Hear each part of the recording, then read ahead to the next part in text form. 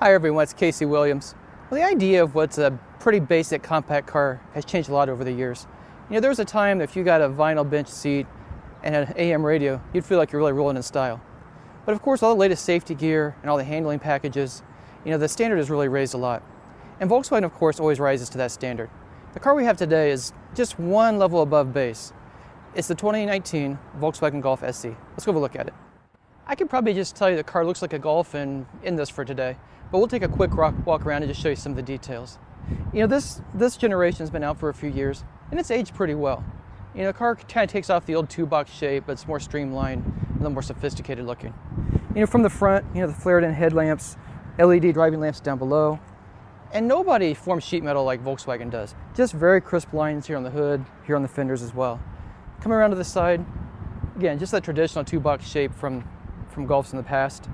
This does have the one size larger wheels, 17-inch wheels. Base cars have 16-inch. The other thing you notice with the car, just getting in and out, just typical German cars, the doors just sound like the proverbial bank vault doors when they close. Just very, very solid. Everything about the car just looks and feels well made. Come around to the back. Looks like a dual exhaust outlets, but they're not. But it does give it kind of a little bit of an upscale Volkswagen or Audi look to it. Coming inside, a lot of storage space back here. It's almost like a little crossover. Seats fold down, there's a ski pass-through, armrest comes down.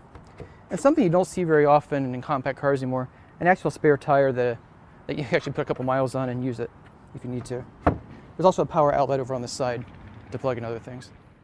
Well, compared to a GTI or a Golf R, the interior may seem just a little bit simple. But compared to, compact cars of the classic era, not so much. It looks really nice in here. You come in, there isn't a lot of stuff you don't need. We don't have automatic climate control, just 3 knobs down here to control that. But you know what? It works fine. And the air conditioning is just absolutely ice cold. The heater is just burning hot in the wintertime. So that's fine. It doesn't need to be anything more than that. There's no navigation. But they do give you a very nice touchscreen. It does have Apple CarPlay, so you can run navigation through here, no problem. All your audio goes through here. You can plug in Bluetooth or USB ports.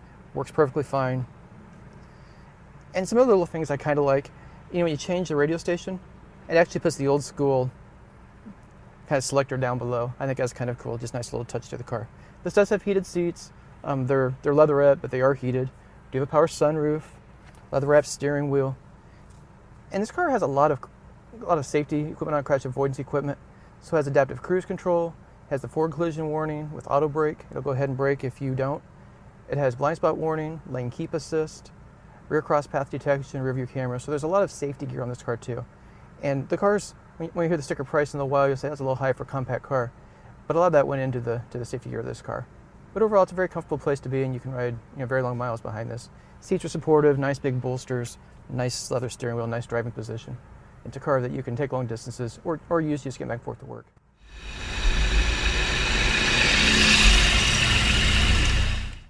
Well, like I said, the Golf SE it's not a GTI, it's not a Golf R, so it's not going to have just huge amounts of power, but it's still a pretty peppy car. So this has a 1.4 liter turbocharged 4-cylinder engine, has an 8-speed automatic transmission, and it's got Tiptronic, so you can manually shift it if you want to. That delivers 147 horsepower and 184 pound-feet of torque. Fuel economy for this car is rated 29 miles per gallon in the city, 37 highway. And that's not bad at all. So city traffic, plenty of power, the turbo's nice, and even on the highway, it's really enough power for a car like this.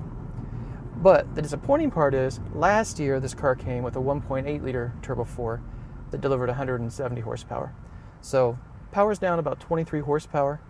And the old car, I liked it. You could drive pretty much any speed you wanted to drive with that car and still get really decent gas mileage. And so there's a little less power. The plus side of this is, it did go up a couple miles per gallon, so you get a little bonus on the fuel economy side with this engine. So it's all in balance. But the other part I like about the Golf is it just feels, for a basic compact car, again, it just feels very sophisticated. 4-wheel independent suspension, just rumbles over rough roads. It feels very much like an Audi. The steering's tight. The driving feel of the car overall is good. Throttle response, the transmission, the way it shifts, very crisp. It never seems like it's hunting for gears. So it's a car that just encourages you just to drive. And I think that's the part I like about this car the most. Again, there are other cars that are perhaps more stylish, if your taste is something a little more rakish and a little more aggressive look to it. But this car really is about the driving experience. It's a car that an adult can get in and drive and thoroughly enjoy, no matter what they've owned in the past.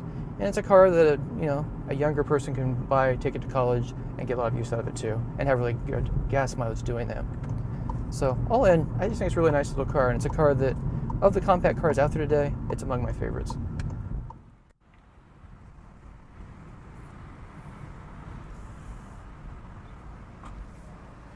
The Golf is clearly not the most exotic car in its class, but it might be the one that I most enjoy driving every single day. The interior is just very nice. It seems very well made, especially in the front. Materials are very nice. Touchscreen works well. And out on the highway, you get pretty good gas mileage at 37 miles per gallon. All in, a pretty nice basic car. But let's talk about the price of this basic car. So the Golf starts just under $22,000. This one as equipped is $27,435. So certainly not a basic price, but that comes with all the safety gear, and I think that's really well worth having in this car. So next week we'll have another fun car. Till then, storm forward.